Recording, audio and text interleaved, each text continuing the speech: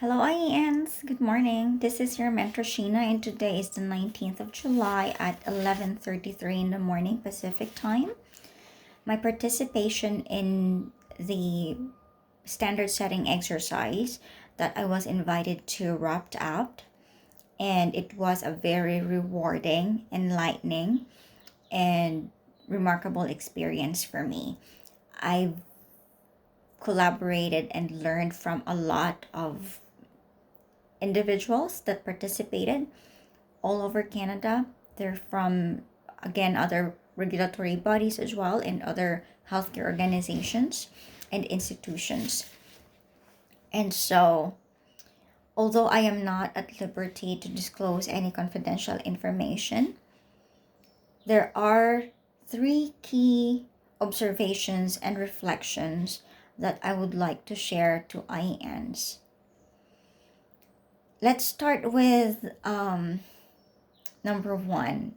Honestly, I want IENs to understand that regulators, healthcare organizations, and healthcare employers in Canada are composed of individuals and people. And so, based on my engagements with them the last few days, I observe that they all want you to succeed. They want you to successfully be able to practice as nurses in Canada. They see you as human beings. They see that you have a lot of nerves when you do your exams and your assessments, your simulation especially. And they see that, it's a lot of pressure on you. So they understand and they appreciate that.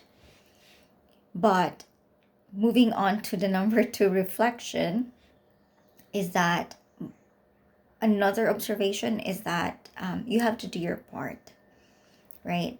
Reflection is a practice in nursing.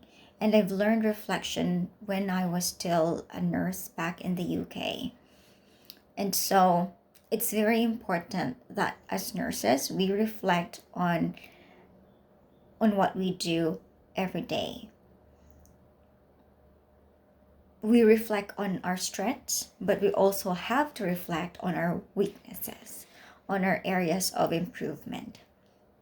And what are we doing? What as nurses, what are you doing to bridge the gap, to enhance and improve on those weaknesses, right? It's very important that you have to do your part as well. I'll give you an example. When I moved here and I didn't know anybody except for my spouse and some family members.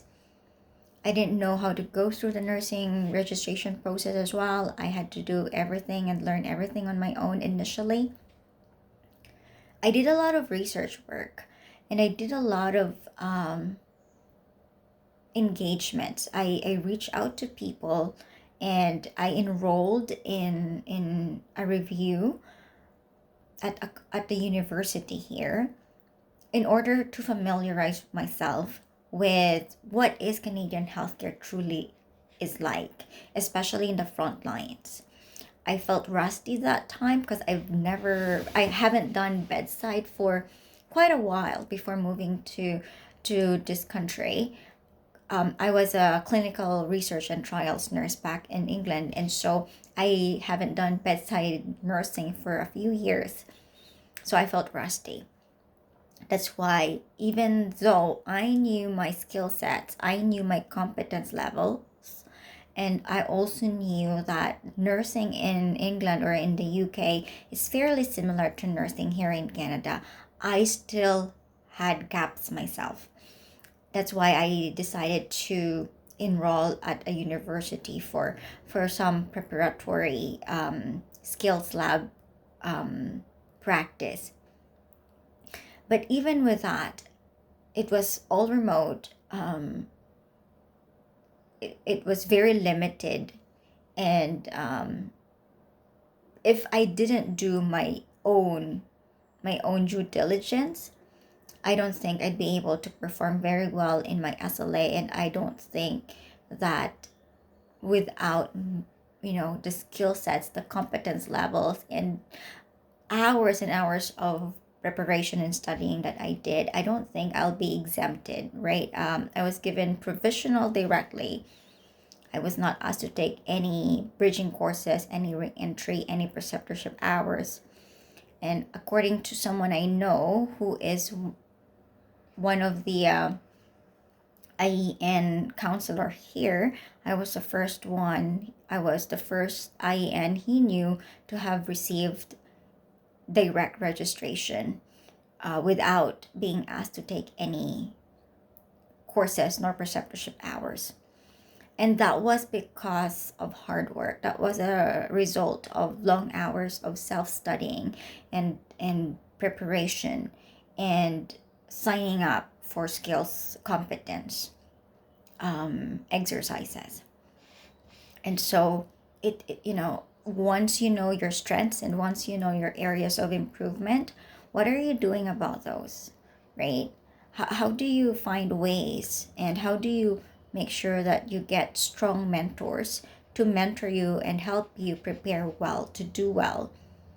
And at the same time, it's not just about doing well in your simulations, it's really about becoming safe and excellent nurses in Canada. I learned that some countries don't have standards in their nursing practice. And so it's something that may be a foreign concept to other IENs still in their home countries. But here in Canada, we do have sets of standards that we must adhere to. You are expected to conduct yourselves as nursing professionals once you get your registrations, but for you to do that, you have to prepare for that, right? You have to start that even before you become nurses. So I think it's very important that you reflect on your strengths and weaknesses again. And I'm sorry to repeat myself, but find ways. What are you doing to bridge those gaps in practice and in competence? And my third takeaway is that as a nurse, as an individual, we are in this profession because of our compassionate nature. We are in this profession because we love to care for people. But we have to make sure that when we care for people, it is the right care that they need. It is the safe care and quality care that they need. Think of it that in a way that if you're sick or if your family member is sick, would you rather be cared for by a nurse that is not safe in her practice or in their practice? Or would you rather be cared for by a nurse who is competent, who is skilled, who has the necessary communication and professional attributes to make you feel comfortable, to make you feel secure in their care, right? I wouldn't like receiving care from less skilled or less prepared nurses or nursing team myself. So I think it's better that you also look at things from someone else's perspective, from a care recipient perspective, from a regulatory professional's perspective. Because again, regulatory bodies are here to protect the public, and the public includes yourself, right? So how does it look like, and how would you like if you were the one, if you were on the receiving end of care? So yeah, so those are my three reflections so far from this standard setting exercise. There's more that I could say. um, but this can be hard conversations, right? We have there. What I find when I mentor IENs is that there are two types of IENs. One IEN is quite set in their ways, that they're not that open to correction. They're not that open to changing for improvement.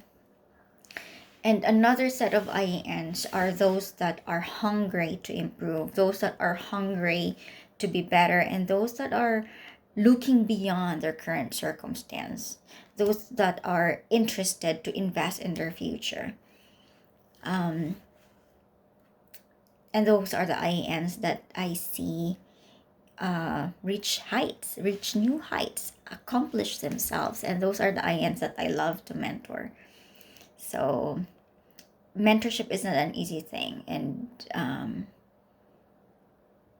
we have to learn to, I think, appreciate the time that our mentors spend.